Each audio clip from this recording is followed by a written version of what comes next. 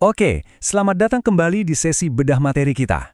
Anda tahu perasaan itu kan? Udah capek-capek bikin model machine learning yang luar biasa, beresin data yang berantakan, tapi giliran mau ngebagiin atau mamerin hasilnya ke orang lain, Anda malah bingung. Hari ini, kita bakal ngakhiri mimpi buruk itu.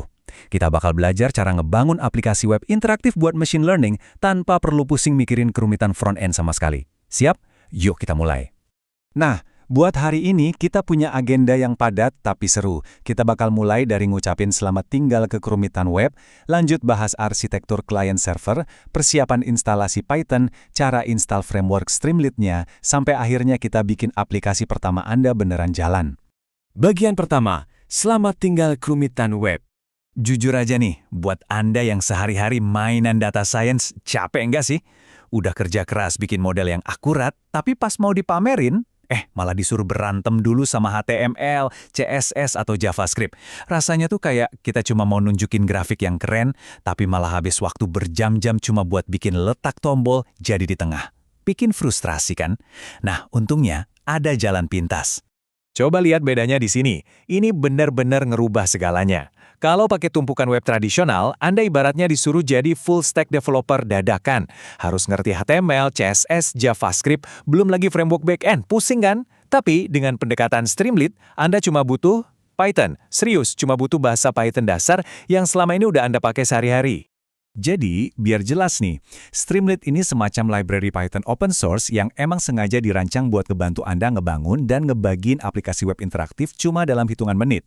Anggap aja ini tuh semacam tongkat sihir yang bisa nyulap skrip data mentah Anda jadi antarmuka visual yang cantik dan gampang banget dipakai.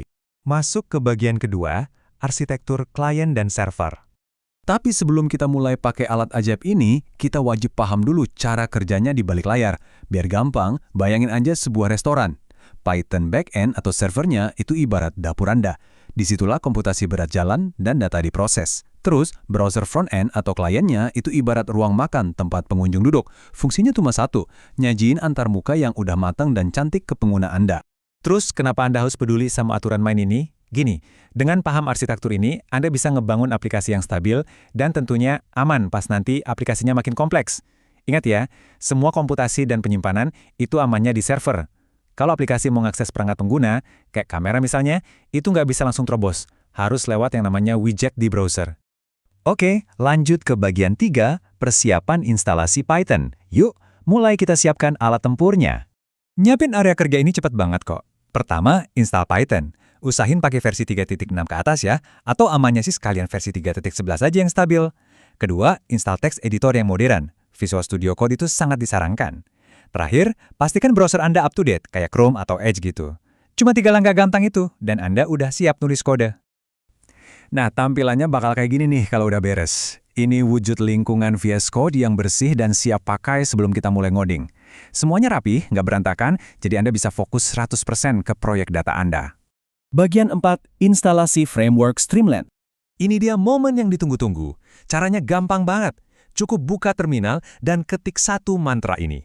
Pip install Streamlit. Asal koneksi internet Anda lancar, biarin aja package manager Python yang kerja ngunduhin semua hal yang Anda butuhin secara otomatis. Oh iya, karena kita bakal banyak mainan proyek data science, sekalian aja siapin senjata tambahannya. Sangat direkomendasikan buat nginstal library pendukung kayak Matplotlib sama scikit-learn. Ini bakal kepake banget buat bikin grafik atau mesin prediksi di tahap selanjutnya. Kalau proses instalasinya udah kelar, kita tes dulu dong biar yakin. Di terminal, ketik aja Streamlit Hello. Perintah simpel ini bakal ngebuka tab baru di browser lokal Anda secara otomatis. Kalau kebuka, berarti mantap, instalasi Anda udah sukses tanpa celah. Dan akhirnya, bagian 5, menjalankan aplikasi pertama Anda. Sebentar lagi Anda bakal ngeliat kode Anda hidup di layar. Tapi sebelum itu, saya ada trik kecil nih. Coba ketik code titik di terminal Anda. Perintah ini bakal langsung lontarin Anda masuk ke VS Code tepat di folder yang lagi aktif. Lumayan kan? Bisa hemat waktu? Oke, perhatiin baik-baik karena ini poin yang benar-benar krusial. Di file main.py ini, kita cuma nulis 2 baris kode. Iya, 2 baris doang.